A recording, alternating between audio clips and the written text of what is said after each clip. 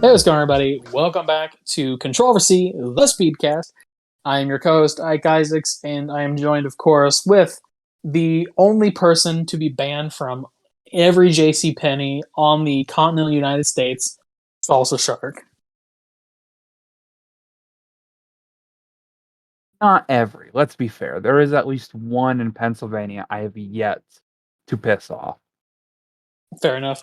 Fair enough. But, oh, fuck. Wow. So, this is the first Controversy podcast. This is the first video on the Geek-Stew channel for quite some time. Looks like the last video we had put up was back in 3 weeks ago for the 900 subscriber special. It'll be 4 weeks on Friday. And that was Black Friday, man. Like, wow, it's been a hot minute. It's time flies when you're, depressed. Yeah, I mean, really though. So I guess to really start off this podcast, I mean, let's just talk about where we've been, what we've been doing. So I mean, first and foremost, after the Controversy, the 900 subscriber special, where I went down south and visited with Salsa. So if you haven't checked that out, I would recommend checking it out. It's quite an interesting little video.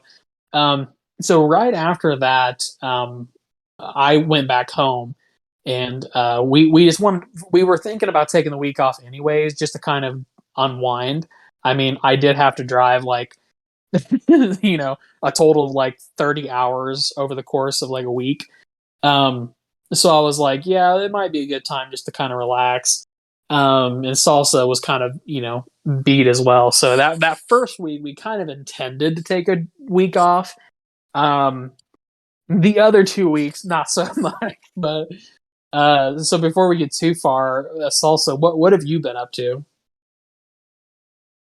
Ooh, I'll tell you, pretty much jack shit. I baked a fuck ton of cookies to send people for Christmas because that's cheaper than buying gifts. Damn straight. Hey, I'll take some cookies. It's good. It's a new recipe. I'm trying to key in on how to make cookies chewy, big, and to remain chewy for a longer amount of time. But the problem is I'm not an alchemist, so I don't know how the fuck that works. So Full Metal Google it is. Alchemist. You remember the episode where he tries to make, panettone and accidentally loses his right arm? Right. Yeah, I remember that episode now. Yeah, when he tries to make a casserole and Alphonse loses his entire body. Yeah, absolutely. But Listen, chicken casserole has a cost. there's a cost to everything. So Salsa, I guess he's not been up to much. He's been cooking and stuff, and like I said, that first week we just kind of needed a break because we did quite a bit over the holiday for Thanksgiving. So I guess, and I'm gonna make a full video with like pictures and stuff about where I've been. So I'm gonna tell them a spinning yarn, and I'm gonna try and make this as TLDR as possible. So while I was down visiting Salsa, the Wednesday before Black Friday, I was awoken by my wife, who had gotten a text from her grandmother saying that my dog, his tail was that he was bleeding from his behind. So, I mean, imagine my surprise when I get woken up by that. And, my wife's like, they're going to take him to the vet there and they're going to check him out. Well, basically, he wasn't bleeding from his asshole or anything. He was just bleeding from his tail. We think he hurt his tail somehow. We're not really sure exactly how.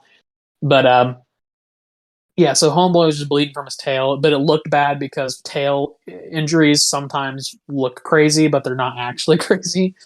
Um, but yeah, so long story short, that's that happened. Well, everything was fine. They gave him some pain medicine, cleaned up his tail, and sent him home. And we came back on Friday, and he was fine. We went home on Saturday. We stayed the night at her grandparents. And when we got him home on Saturday, I mean, he was fine. He was acting a little weird, but I mean, it is what it is. He's weird. And then Sunday, he was fine. Well, then Monday morning when we get back, so this was like Monday, November 29th, I think. Yeah, Monday, November 29th. I get awoken at like 2 o'clock in the morning by my dog screaming in his crate. And I'm just like, what the fuck? Like, and so I get down and his tail's bleeding. So I'm like, son of a bitch, he got to it.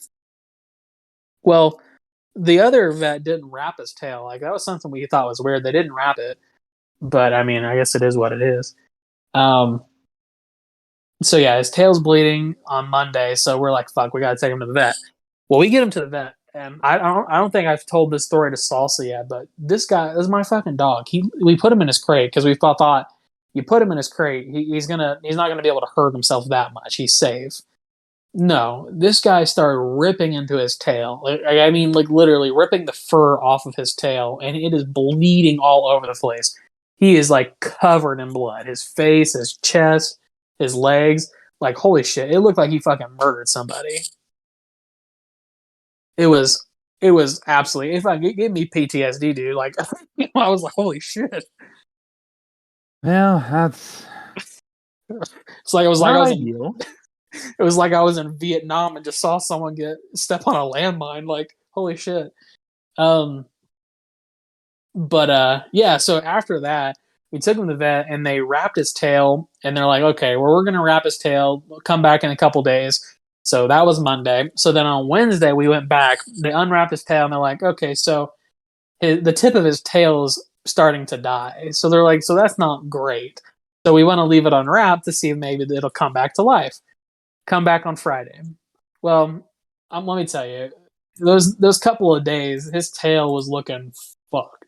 Like it was looking rough. And so I was like, oh shit. Well, we'll just take him in, see what happens. We take him in. They're like, yeah, it's gonna have to come back. We're gonna have to take it off. And then so that was on Friday. That was like the first week of December. Now, mind you, to kind of go with all of this, he had to wear a cone. And like normally my dog sleeps in his crate. So when he sleeps in his crate, I can sleep in my bed. But since he couldn't sleep in his crate, I had to sleep out in the living room with him on the couch. And like Salsa can probably attest because there was a period of his life where he slept in on a futon, wasn't it? Uh, yeah, I've slept on a futon for multiple years at a time. Right. So you sleep on a couch or a futon or anything like that. It's not ideal. Well, basically, I've been sleeping on the couch since basically November 29th. So I'm coming up on a month that I've not been able to sleep in my bed. So I'm not really liking that. But he goes to so after that Friday when they're like, yeah, we're gonna have to cut his tail off. Um, we took him back on Wednesday the following week, and they're like, yeah, okay, we're gonna take it off. They did the surgery. He came out fine. I mean, he's doing all right now. I mean, he's he he doesn't have a tail anymore, and yeah, I mean, really at this point we're just waiting for it to heal. Because he got his tail off on the 8th, and he goes back tomorrow, and they're gonna check it out. I mean, his tail looks fine. He's my dog's an asshole. You can ask Salsa. He's met my dog. My Oh yeah, dog's he's pretty terrible. he's kind of a dickhead. So like he doesn't like when people touch him. So like this whole time, like we've had to kind of like baby him quite a bit because he has a cone on. He doesn't like the cone. He runs into shit and then freaks out. So like I have to sleep with him every night. I'm sleeping on his fucking couch and everything else. Well, tomorrow we're gonna go and we're gonna see how he's doing and if they can take the cone off and basically if he's healed. I mean the tail has a scab on it, but I mean it was an open wound, so a scab makes sense. But What can you do? right, I think overall this could have gone much worse. So it could have. It could have. You're right. As much as I hate having to deal with my dog, the alternative it would have been worse. So really, what we're doing now is we're just kind of waiting. The bad thing is that if he can't get his cone off, or if we don't trust him to have his cone off, you know, we can't really, because we were planning on going to see family for Christmas. We were planning to go see my wife's family. Oof. But we can't really travel with him because if he can't sleep in his crate, then we can't really go anywhere. So that sucks dick. But yeah, so that's what I've been doing. For people who are curious where Ike's been, I've been dealing with my dog getting his fucking tail cut off because he's an asshole. And we still don't know what happened to his tail. Our vet seems to think it was self-inflicted, which, I mean, my dog hasn't done that before, but I wouldn't put it past him. You know, I'm no expert, but yeah, it's not unheard of for certain dogs with anxiety type conditions Right, to self harm, not in a attention way, but more of a they literally don't know what to do because their human is not with them kind of way. right. And don't get me wrong, my dog is an anxious dog. It's just he's never specifically, bit his paws or bit his tail. That, I mean, he does other shit like licks. He likes to lick a lot when he's anxious or whatever. Um, but yeah, never biting though. So we're not really sure if it was like truly a tail, like a self-inflicted thing. But regardless, we're just gonna deal with it. Yeah, so that's what I've been doing for the past few weeks is dealing with his dumbass. I just haven't had the energy or motivation to, you know, do a podcast or a video because that requires me to plan. It requires me to do extra work, and I'm still working too. Like I haven't been able to take off much time. So like while I'm working, my wife has to, my wife Kayla, she has to sit with him, and oh my god, he's a terror sometimes because he like randomly has like outbursts, and we're not really sure if like his outbursts are just because he has the cone on or because like he can't really go anywhere. So like he'll be sitting there and he'll just like swing his head back, and like sometimes if you're not ready, he'll hit you in the face with his cone, and like you just you just want to beat the shit out of him, dude. Let me tell you, Oh, what a dog. he's an asshole, dude. I hate him. I say I hate him, but I do love him. Like obviously, if I didn't love him, I wouldn't be taking care of him. But god damn, he pisses me off. So yeah, that's what I've been doing. Ike has been taking care of his dog.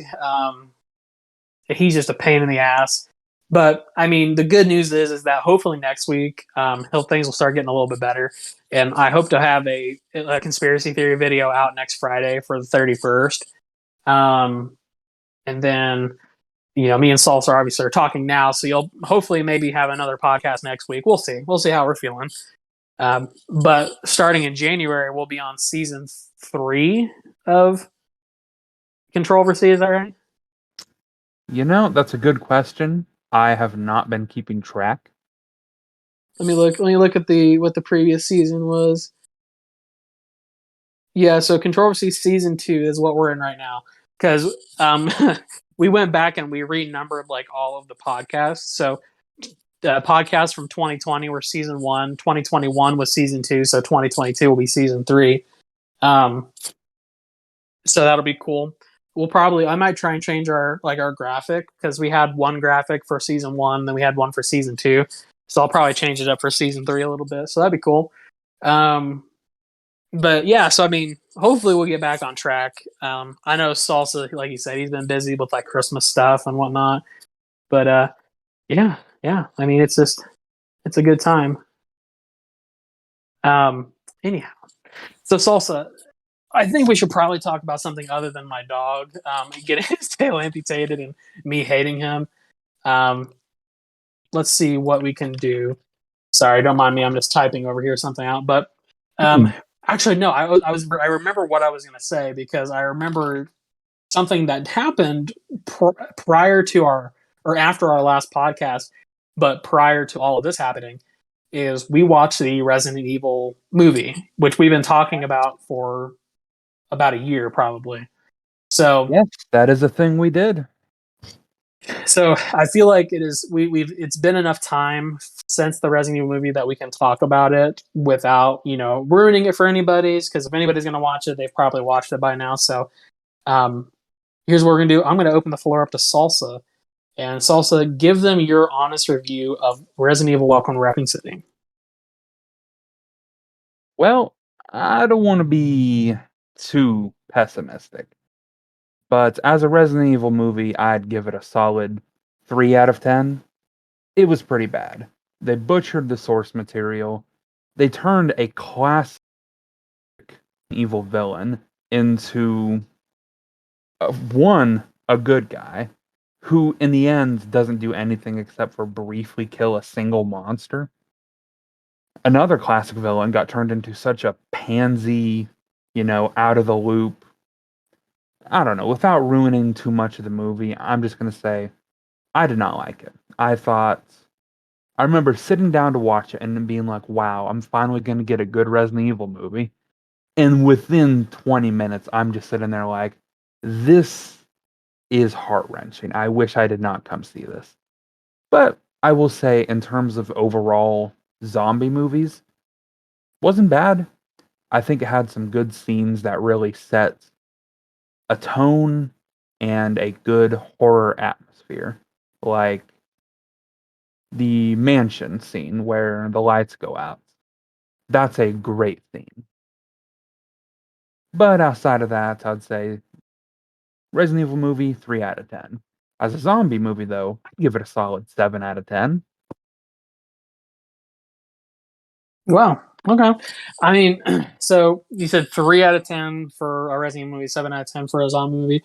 Um, for me, when I was going into it, like I knew that it wasn't going to be a shot for shot remake, and I knew that Johannes Roberts was going to take his basically his chops at it, and I will say that it is moderately better than some of the Paul W.S. Anderson films.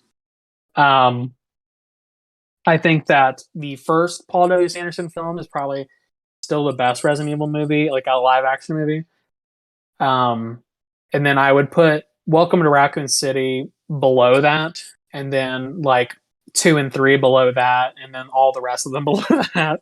Um, so I mean, don't get me wrong, like it wasn't the greatest movie on earth, but it by means wasn't the worst. I think Salsa said it pretty well. Is that the setting, the ambiance, and some of the scares and whatnot were legitimately terrifying. So it wasn't a bad horror movie. It just they did take some liberties with some of the characters, and honestly, the castings, which a lot of people were worried about, the castings were just fine. All the actors were fantastic. There wasn't a single actor or actress in that film that I felt like didn't belong. They delivered the lines as they were written, and I feel like a lot of people misconstrue bad acting versus bad writing. And there were some things I would change about the characters, but I think overall the actors did well, but the characters themselves were not the greatest, if that makes sense. Um, Yeah, but I know what you're saying. Like, they did the best with what they could. Like, right, Jill's actress was great, but they wrote her character in such a way that it wasn't Jill Valentine. It was not even really a look-alike. She was too much of a sidelined character who, yeah, she was a little snarky at times, but she didn't have the same level of independence that the original Jill does. honestly, had you given if you had called her Rebecca Chambers, I honestly think that would have been a more of a suiting character for who they wrote as Jill. Oh yeah, I could see Because, that. because even in the games, you kind of, I mean, it's not like explicitly stated, but um, the Rebecca Chambers, picture and Albert Wesker's desk. You know what I mean? So it's like, honestly, you could have put her as his love interest, and that would have probably made more sense than what they did. Well, you leave it to actual fans of the games like us, and it's not that hard to piece two and two together and make a decent project. Yeah, I mean, I think that if I had the money, the resources and the time, I think that we could definitely come up with a better Resident Evil movie. And we even kind of said it. It's like they did what they could with what they had, and it wasn't the best, but it wasn't the worst. And I think that if they decide to continue to make movies, which I think they will, I mean, Welcome to Raccoon City made enough money for it to be, you know, remotely successful in regards to monetary value. Like the Yeah, thing is, as much as I hate it as a Resident Evil movie, I liked it as a zombie movie, and I will continue to watch it if only for the reason that I guess if I just if I zone out far enough and just look at it like fan service, then yeah, I can get some enjoyment out of it, and I will be interesting to see what they do in the future. But like I said, as a Resident Evil movie, it was it was better than Paul W.S. Anderson, but still so bad that right after that, I went home and just as a joke started writing a script for my ideal Resident Evil 1 film adaptation. you're just like, fine, I'll do it myself. Exactly. I went full Thanos and oh fuck, how did I do that? Oh, can I stop that please? Salsa's over there like, oh god, I accidentally pressed play on the porn. Now I'm trying to figure out how to get out of goddamn reader mode on.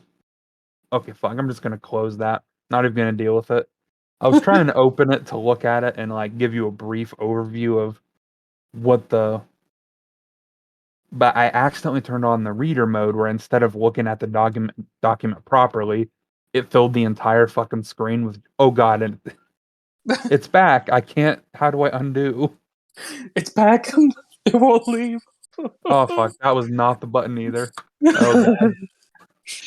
So as well, Salsa struggles with his Okay. Oh god. computer. Thank you. I figured it out. You figured it out. Oh, thank God. Okay. So point is, yeah, I went home and I just started writing because I was so I don't know, autistic and angry. And in one night, first off, your average movie script is 90 pages. Yep. If it's an action movie, usually less. If it's a drama, usually more, about 120. In one night, I wrote 32 pages, and it that only covers up to right after they split up in the mansion. Jesus Christ. There's not even So that much. There's not even that much exposition in either game. Like, exactly. From scratch, I've written so much exposition into the first 30 pages of a theoretical movie that gives, like, literally, it explains everything. Like, it explains how Barry and Chris used to be in the same units in the military, which is something I knew about, but I had forgotten until I went back to research for this goddamn script I wrote in one night. yeah, I remember. I remember watching Gamer Thumb TV. They do like Oh, they do like those like history things, and we so you're watched. watching this now? Well, we watched some of them while we were together, right before we Yeah. watched the movie. And I have watched some of the other ones. But yeah, but I know they talked about that in the 2.0, I think it was. They talked about how they were both in the same, military or whatever unit together, and yeah. But I do remember that, yeah. I mean, first off, Gamer Thumb TV, bravo. The dude has some great content, especially the Resident Evil timeline. Yeah. I liked his Castlevania one as well, and I like the Mortal Kombat one, but I have to say the inherent problem with it is he does character histories. So it follows the history of the individual characters, which if you didn't know, Mortal Kombat is a insane ass just timeline that every time you watch a new video half of the video is just recapping shit that isn't all the other videos because of how many different alternate endings and alternate timelines and everything there is. I But know. Mortal Kombat's that bad is a fucking mess, dude. Let me tell you. like I didn't even know until I watched his videos that Mortal Kombat 9 is a rebooted timeline to the original Mortal Kombat. Really, Yeah, I I, always I I did always not thought it know was that. weird. I'm like, how are there this many games before it? And yet this Mortal Kombat they claim is the first tournament. And then I watched the video and I'm like, oh, that makes a lot more sense. But it's all at the same time. What the fuck, guys? How did you make this? How did you get here? Well, I mean, they've had like so many games like Shaolin Monks, and I just Shaolin it Monks is a yeah, spinoff, actually. It is really a rebooted timeline of the first tournament in and of itself. fuck. Yeah. Like literally the original timeline goes like one, two, three, Deception, uh Gold's trilogy. It ends at Annihilation, I believe, which Okay. is right after Deadly Alliance. But and in Annihilation, shit goes down. Shao Kahn is about to destroy the universe, and Raiden literally is like, "All right, you know what? I'm gonna send a message back in time to the past to me so he can rewrite the timeline." And that's where Mortal Kombat 9 picks up. And I'm just like, how the fuck was I supposed to glean that by playing any of the games after 9? I was gonna say like 9, 10, and 11. I mean, they get really fucking obscure. They're like, oh hey, by the way, Leatherface and Jason Voorhees are here now. Oh yeah, and I completely forgot. Speaking of 9, 10, and 11, they reboot the universe again in 11. So next time, the next game there is going to be another rebooted universe. I don't know if it's going to start at 1 or if we're going to just go a different route. Whatever. they're just gonna say, you know what? All of Mortal Kombat's dead. We're just gonna go back. We're just going to start from the basics. I mean, It's gonna be like I, an 8-bit game or something. I give the guys credit. It is impressive to write that much just nonsense and have it be such a playable game. Like, they were probably on drugs for most of it, but hey, it turned Scorpion out good. wins. I mean, you got to think like Mortal Kombat's probably one of the most well-known fighting action games like of all time. Oh, yeah. I mean, it's literally one of the reasons we have the ESRB rating system. Yeah, because that first game they're like ripping people's spines out and shit, and they're just like, yeah, this is fine. And then the ESRB is like, oh, you.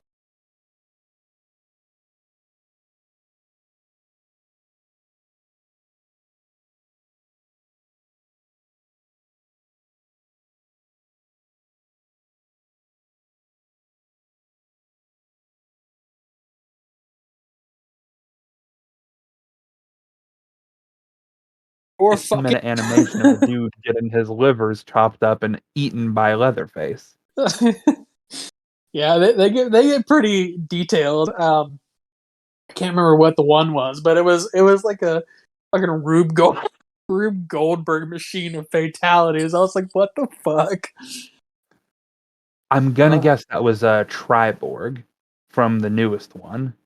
He has this fatality where he turns into a machine that, like, I don't know how to explain it. I'd have to find a video, but it literally like impales, dismembers, starts to cut the guy in half, and then turns him into a condensed cube of human meat.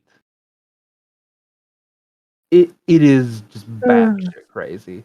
I I'm sure somebody out there enjoys it, but no, I'll just go with the classic uppercut for the finisher. yep. Good enough. Back in my day. Yeah. Back in my Um, day, you uppercut him on the walk of shame, and he falls onto the spikes. Easy peasy. But oh oh yeah. man. So back to the Resident Evil thing. Like 30 pages, have it all out, and it's just the first game so far. I've not tied in 0 to anything else. And well, for one, I think I've already done better than fucking Paul W.S. Anderson and Johannes Roberts. Is it includes Bravo Team, Rebecca, Richard. It has Barry. Literally, it is not a one-to-one recreation of Resident Evil 1, but it's takes everything from that and then builds onto it in such a way that it is a comprehensive story that is enjoyable to watch with actual character and world building. And might I remind you, I am probably the shittiest writer on earth. I have never written anything for anyone to read ever in my life. Anytime I write anything, I delete that shit. I'm like, all right, got it out of my system. Goodbye. Never seen you again. But Got it out of my system. Goodbye. But I mean, after seeing the last Resident Evil movie, I've realized anyone can write fucking anything and someone will enjoy it. So I might as well. Who knows? I might sell this as a script to fucking Warner Brothers or some shit. Hey man, if you sell it, give me some of those proceeds. Yeah, Cost me if I like sell this shit, I'll be honest though, I did run into one problem while writing this. what And that was that? is on page 32, I just got past where like one of the things I had to do was in the original game, there's split timelines. You play as Jill or Chris, and Right. if you play as Jill, it's the canon story for the most part. So I had to find a way to write it in such a way that it's one movie that contains both side stories of Jill and Chris that also has Barry and Rebecca getting saved. So it kind of follows two different stories simultaneously. But right after I get to the part where Jill kills uh, the zombie next to the dining room, Yeah. and Chris kills a couple dogs in that long hallway, I had to stop because I thought, it's been so long since I played the game, I've completely forgot what happens after that, like gameplay wise. Right. And just Googling Resident Evil 1 Remake walkthrough, it's all speedrun strats, like go here, Yep. do this, skip cutscene. And I'm like, no, what's in this cutscene? I need to fucking know. And I don't want to go and just watch some guy play the game on YouTube. But I'm gonna have to if I want to actually finish this goddamn script. Play it yourself. We have it on Xbox. Just put it on easy mode. It's really You're it's you're absolutely right. But I'm so fucking lazy, I'll be honest. And I'm in the middle of playing that new Halo Infinite. Oh yeah. And I gotta say, it's pretty damn good. It's not quite the Halo I remember, like Halo 1, 3, Reach, but it's much better than 4 and 5. Like, there's this cool grapple hook you can use in the story mode, Yeah, I've seen that. and it makes getting across the game so easy. Like, literally, I climbed a mountain just by abusing the shit out of physics. And it's just like, yeah, sure, you can do that. The game won't stop you. More power to you.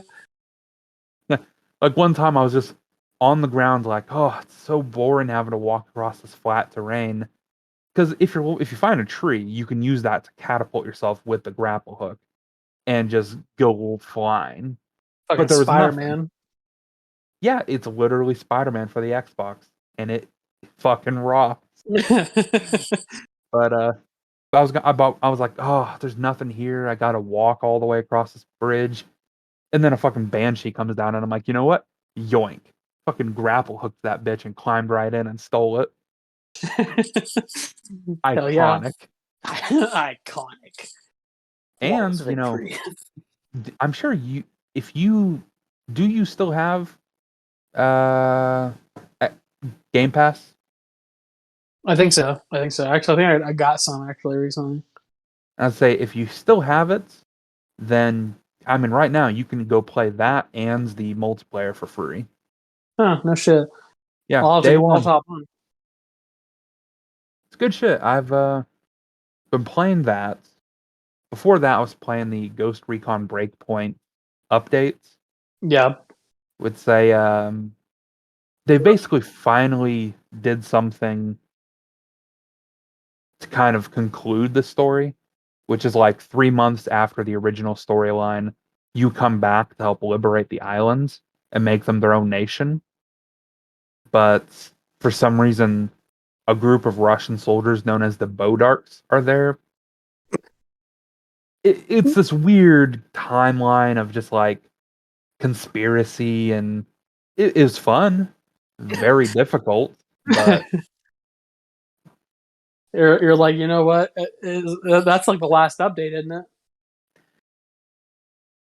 maybe we will have Okay. to see because after they put that out is when they started talking about NFTs and adding NFTs to the game. I don't know if you've heard about that yet. Not at all, So, yeah, you know what an NFT is, right?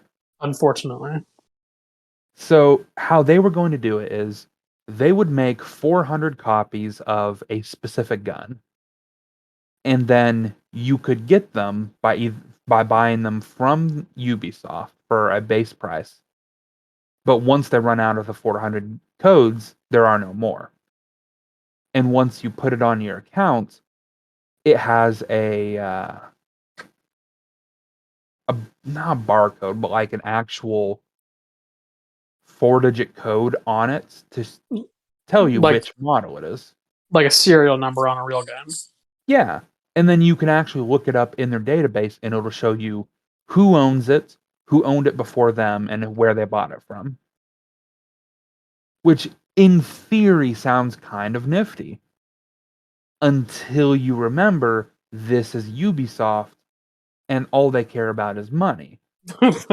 So literally what they did was they announced this to the community who already was like, go fuck yourself, Ubi, including me. And literally, YouTube removed the ability to view how many dislikes a video has, Right. which controversial as that is fucking dumb.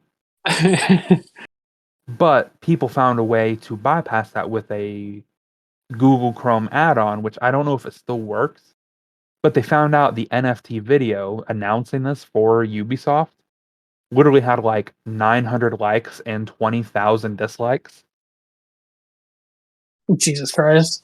So they literally unlisted the video so people couldn't find it anymore without a link. And they went ahead and released one of the 3 free NFTs they were going to do because they plan to do 3 of them for free just to flood the market with content early. First one was like 600 units of a gun, and all you had to do was own the game to download it. The second one, that I don't know if they've done it yet, you had to have 600 hours to get. Jesus. Yeah, huge fucking difference. And the thing is, I have the hours, so I could right now go and get it. But I've already decided I'm boycotting this shit because once it's on the markets, players can sell to other players, and Ubisoft takes a 30% cut of every sale. Oh, Jesus Christ.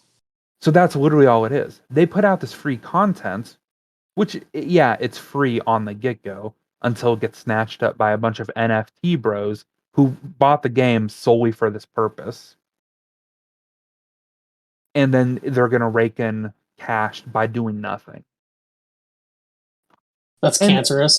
yeah, and the shit is dumb anyway. Like the first was a M4A1 tactical with a built-in integral suppressor. And it's like, yeah, it looks kind of cool, but that should have been in the game from day one, pretty much. Because it's nothing special. It's literally just a reskin of a gun that already exists in the game. And then the second item was like a helmet, which is literally just a helmet that's in the game with an added armor plate on the top of it.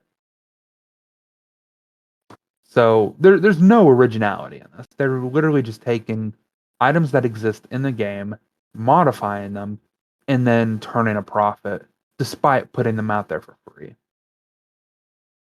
I don't know exactly where I was going with this story, but Basically, Ubisoft are a bunch of leeches, is what we're saying.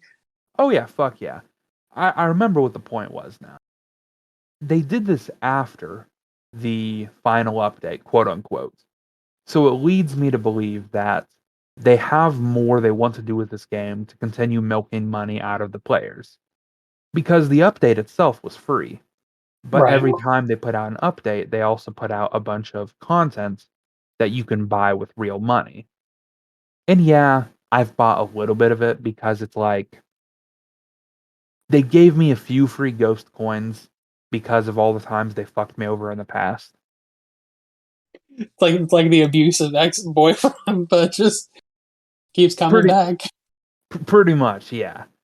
So I use that, buy a couple things, and then I'm like, well, I've still got ghost coins, so might as well buy a pack of them so I can buy some more stuff. And don't get me wrong, it's cool stuff. It's just stuff that should have been in the game in the first place. Right. You're like, look, it's cool, but like, why didn't we already have this? Like, for what? You did this for Ex- what? Exactly. Like in Ghost Recon Wildlands, which came out before this, there was a Cry tactical top. Cry spelled Crye, I think. Mm-hmm. And it's literally a tactical shirt which has camouflage on the sleeves and the collar, but then like the main chest area is just a solid color. I don't know why that is, but that's just how they're designed. And it has a zipped up neck so that if you wear like a balaclava, there's no showing skin. But and that came with the launch of the game. It's Right. free. In Breakpoints, you had to buy that top, and it didn't have a zipped up neck.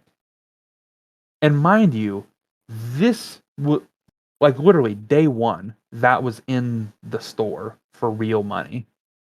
So they launched the game with a store full of items they could have just put in the game on launch. So what's the lesson here, kids?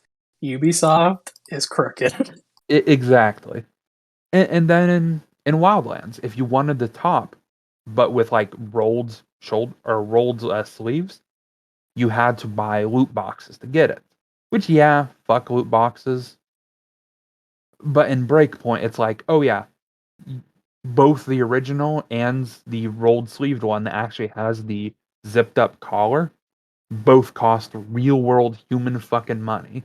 And not just a little either. Like, I'm pretty sure each one cost at least $3 human. So man, this is like imagine I I just don't get it, man. Imagine spending that money. Like real human dollars. I could buy 3 cheeseburgers for $3. Exactly.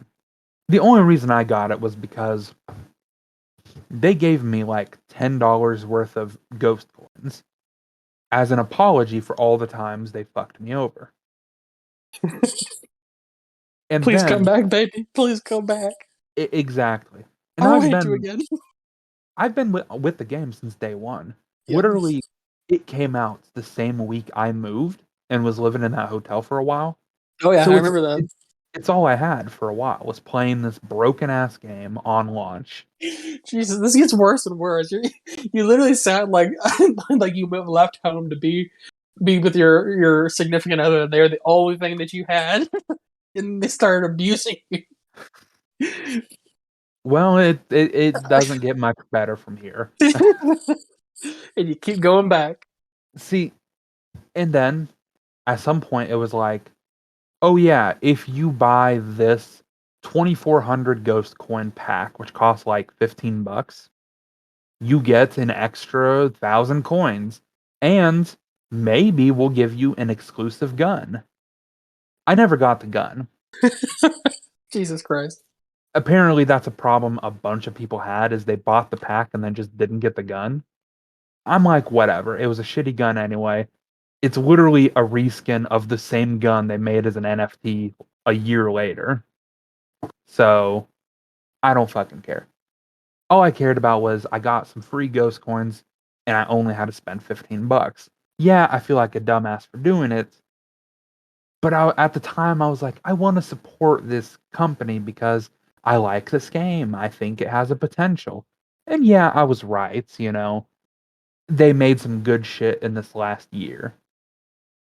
But then they did the NFT shit and Ghost Recon Frontlines. I don't know if you've heard about that. Yeah, that's like their like what is it? What's the word? Battle Battle Royale. Royale. Yeah.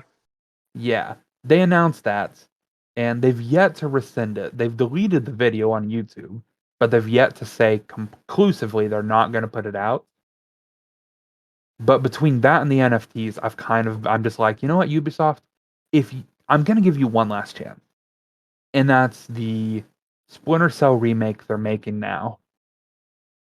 They're remaking Splinter Cell, and they're going to continue supporting Breakpoint.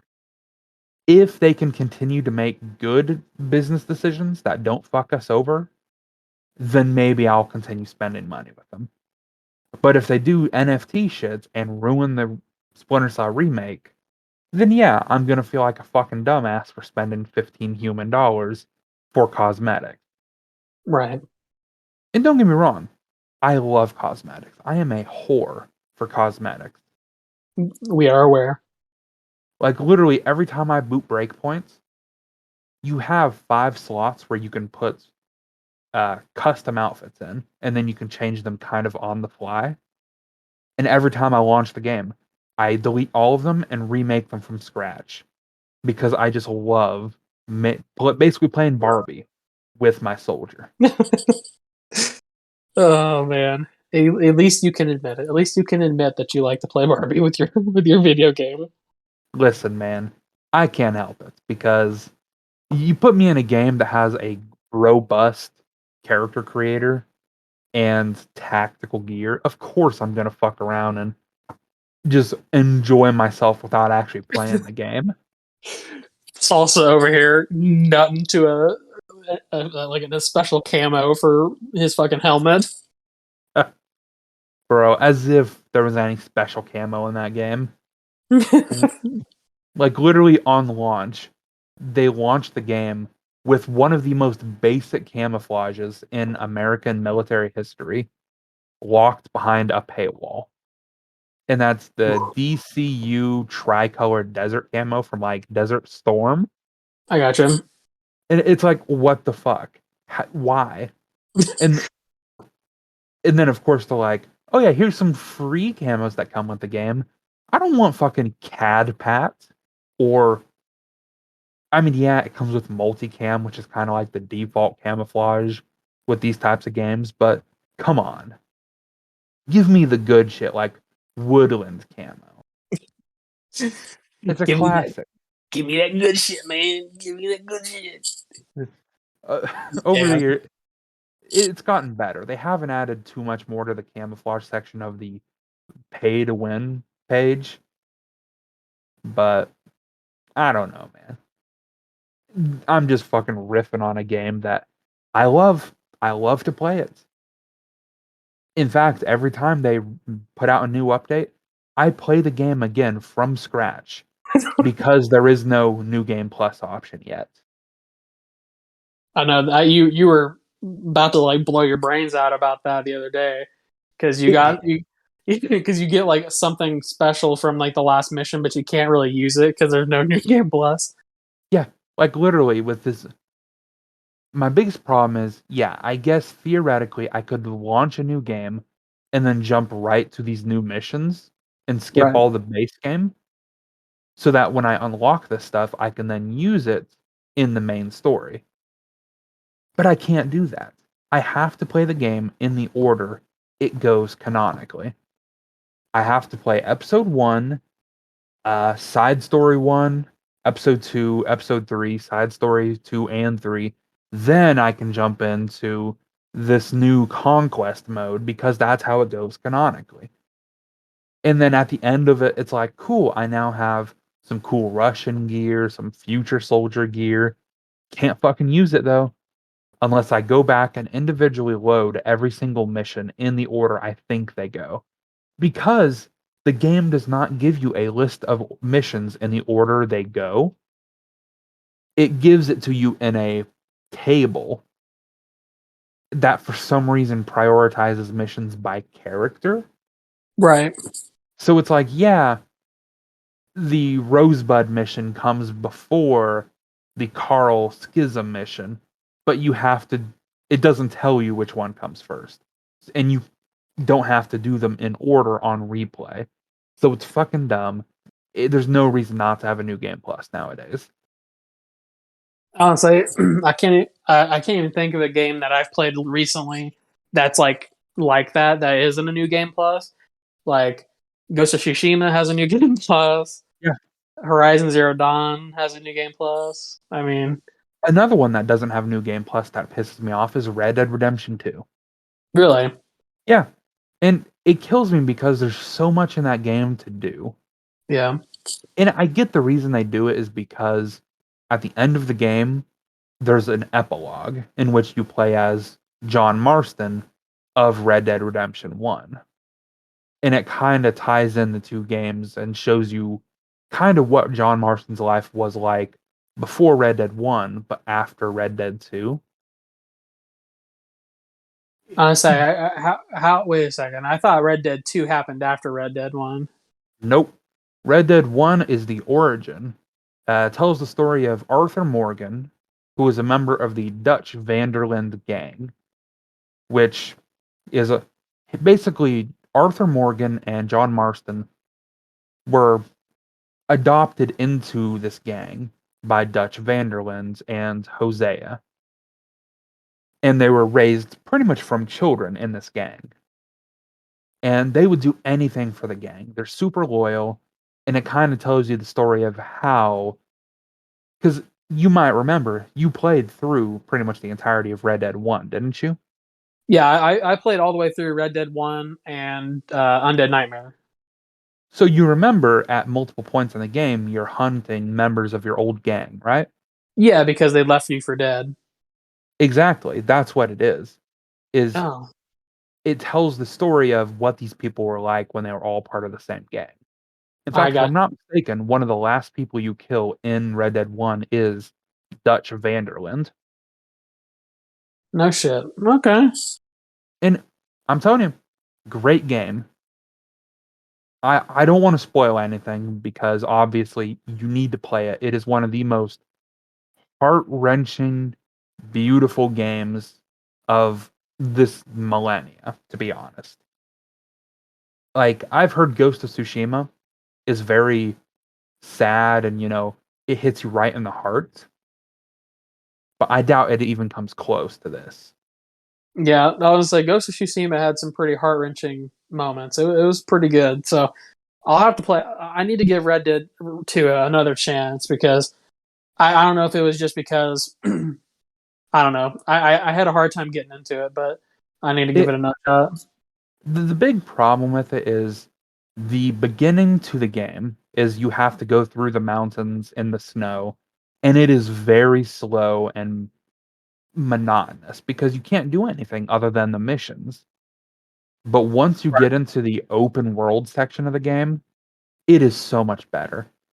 It's like GTA. You can go and do all kinds of other stuff aside from the missions, like hunting, fishing, uh, just random side stories. Like there's one where you keep running into these two idiot brothers who both are in love with the same girl.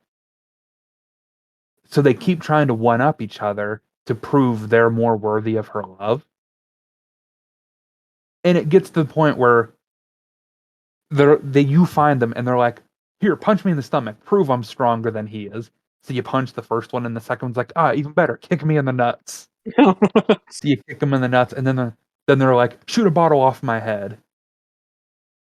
It's literally, it's like, yeah, dumb, has no impact on the story, But it's those little interactions that, because you keep running into them in different parts of the world,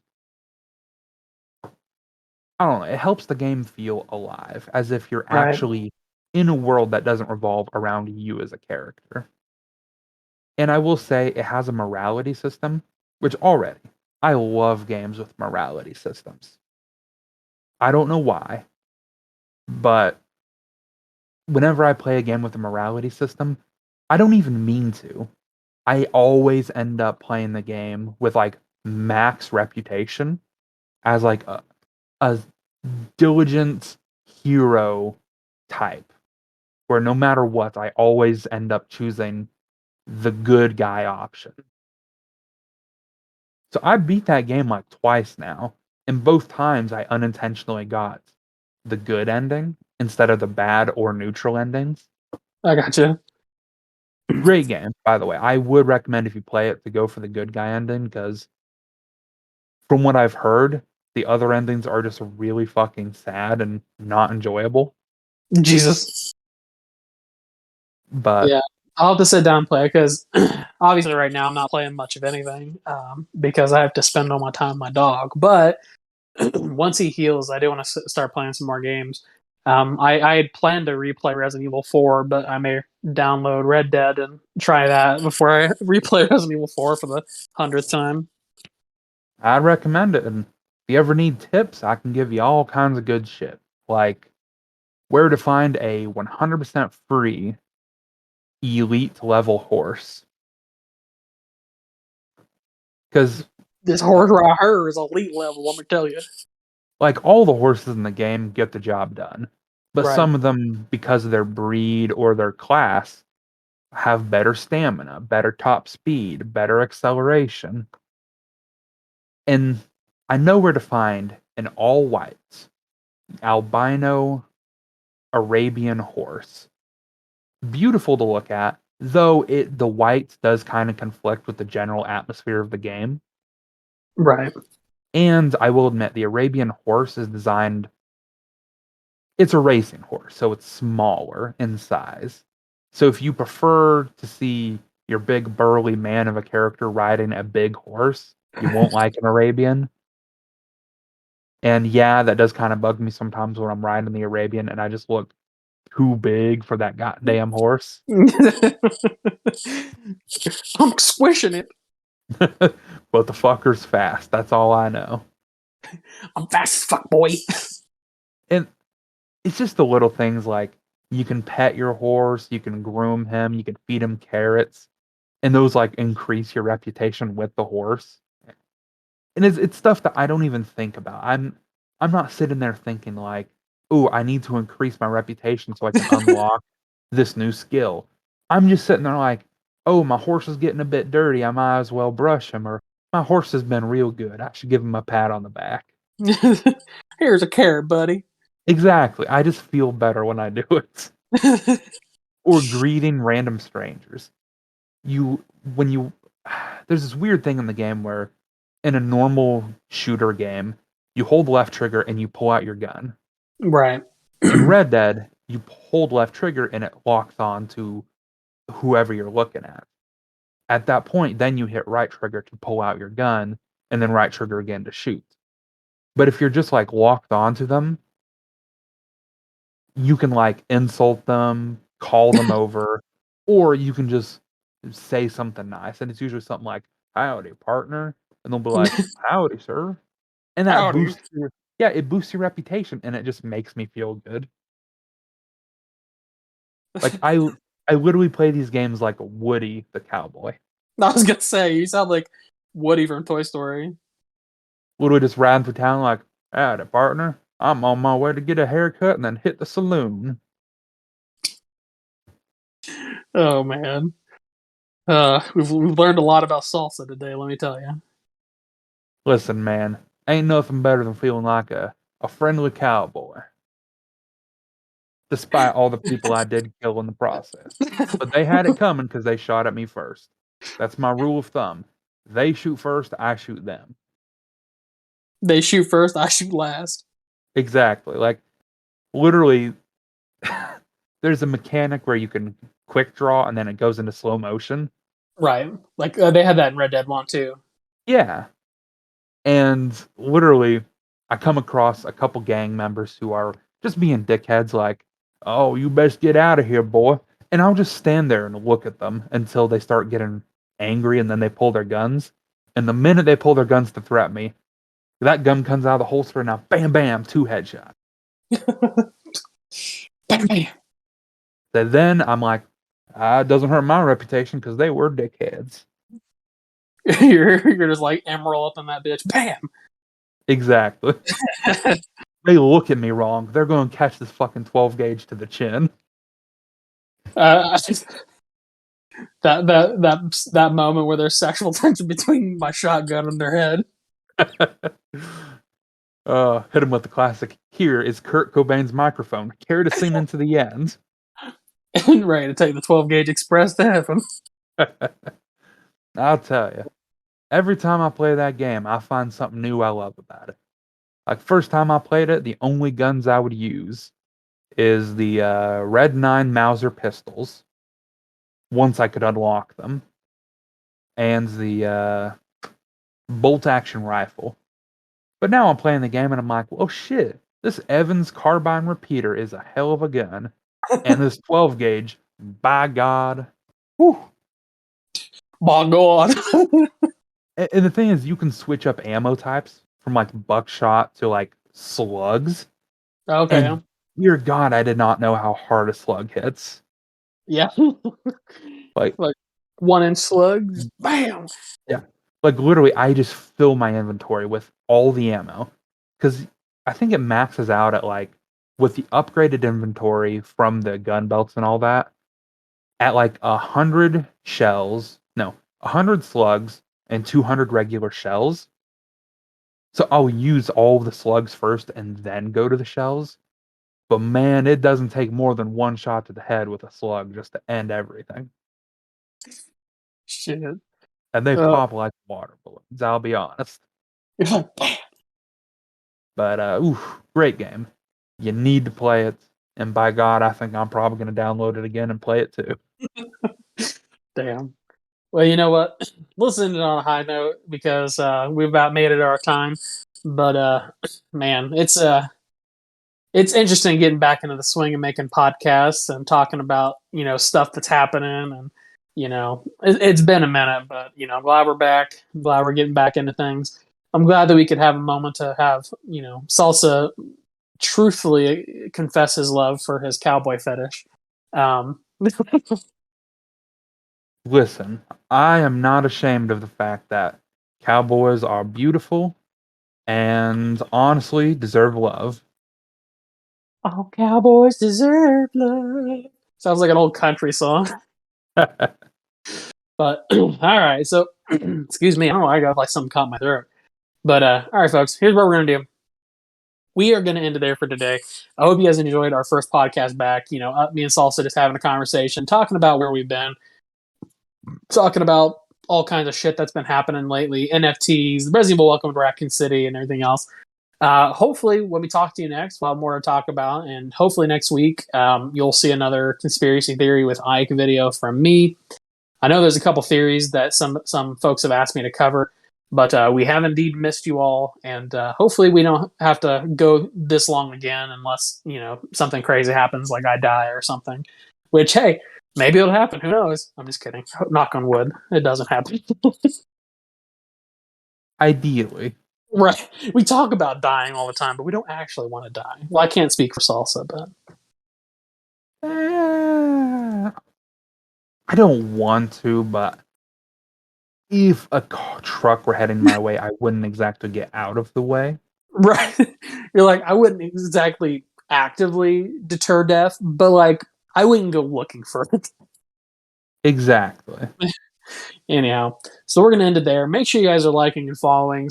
Follow us on social media, Twitter and Facebook. Follow Salsa on Twitter and Twitch. Eventually, we're going to get back to doing some stuff on Twitch. We just got to get back into the group of things. In addition to that, follow me on TikTok. I'm going to start posting more on there soon. I just want to try and stay active on social medias and whatnot. And I think I mentioned already, but follow Salsa on Twitter. He has a lot to say. Join our Discord, as always. Discord is a wonderful area. It's been a little dead lately because we've been off so long, but it'll liven back up once we get back into the swing of things. But yeah, follow our YouTube too. We finally made it over 1,000 subscribers, which is awesome, by the way. We're going to hopefully do some more cool stuff starting soon. And funnily enough, we can start monetizing soon, but we have to get some more view hours or play hours on the channel. But we've met all the requirements except for that. So anyhow, we're going to get out of here. Salsa, do you have any final words for the wonderful, lovely folks out there? Well, I ain't got much. I guess all I can say is, as the Cowboys would say, be rootin', be tootin', and by God, be shootin'. But most of all, be kind.